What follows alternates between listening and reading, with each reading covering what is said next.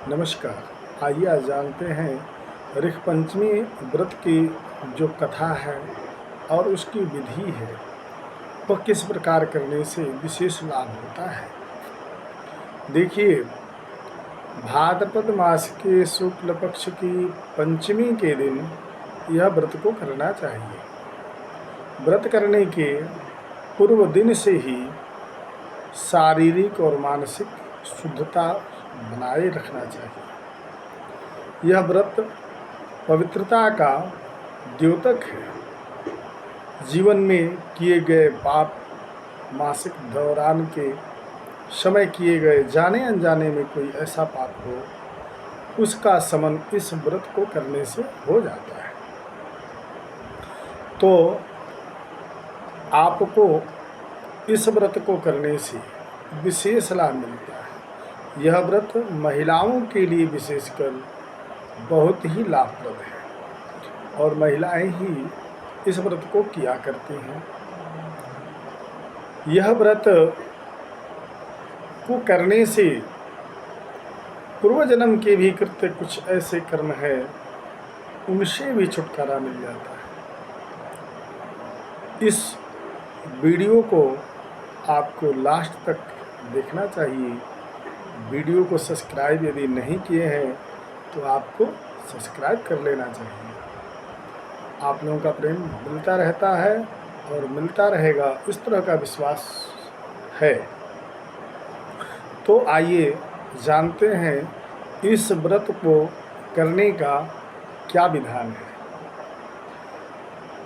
जिस दिन ऋख पंचमी हो उस दिन प्रातः उठ करके शौच आदि कर्म से निवृत्त होकर के स्नान करना चाहिए।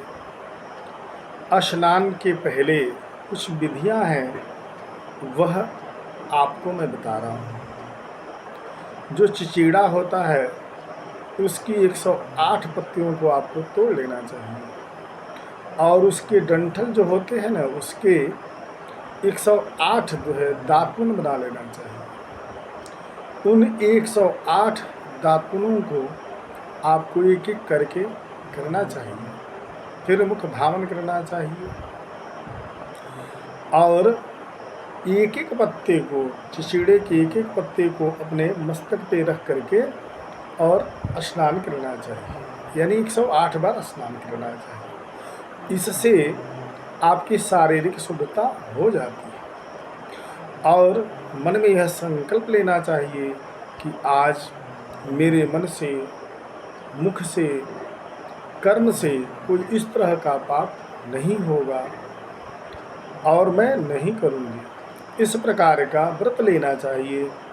उसके बाद एक आपके घर में चौकी हो या एक बना लीजिए, शुद्ध स्थान में एक चौका बना लीजिए और बना करके उस पे सप्त ऋषियों को एक आसन दीजिए और सप्त ऋषियों के जो फोटो हो, मूर्ति हो, उनको स्थापित करें। यदि घर में यह इसकी उपलब्धता न हो तो कुशा आपको ले लेना चाहिए और कुशा को 7 जगह रख दें। ऊपर उनके जो कुशा का अग्र भाग होता है उसको बांध देना चाहिए और इस प्रकार 7 कुशाओं को बांध करके 7 जगह स्थापित करें।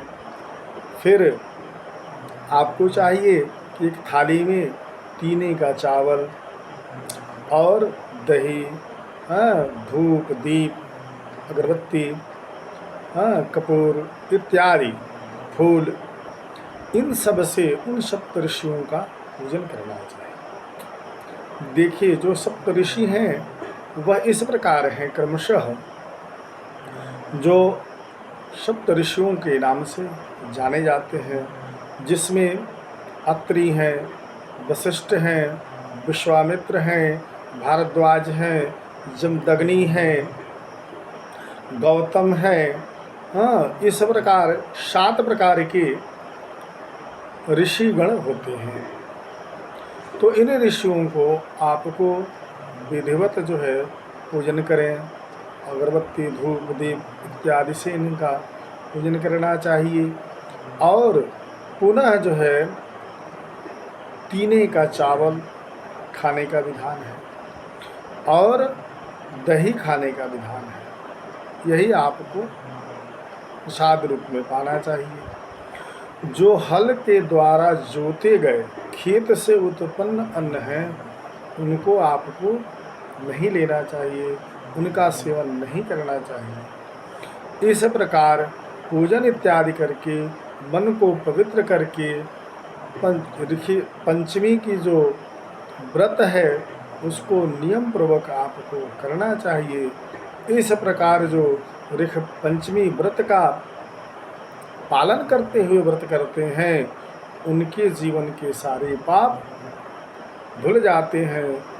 जीवन में जो यह शरीर है वह शुद्ध हो जाता है। मानसिक रूप से, शारीरिक रूप से यह शरीर शुद्ध हो जाता है। इस प्रकार जो व्रत करते हैं उनके जीवन में पवित्रता आती है, आध्यात्म की शक्ति आती है। इस प्रकार इस व्रत को करना चाहिए।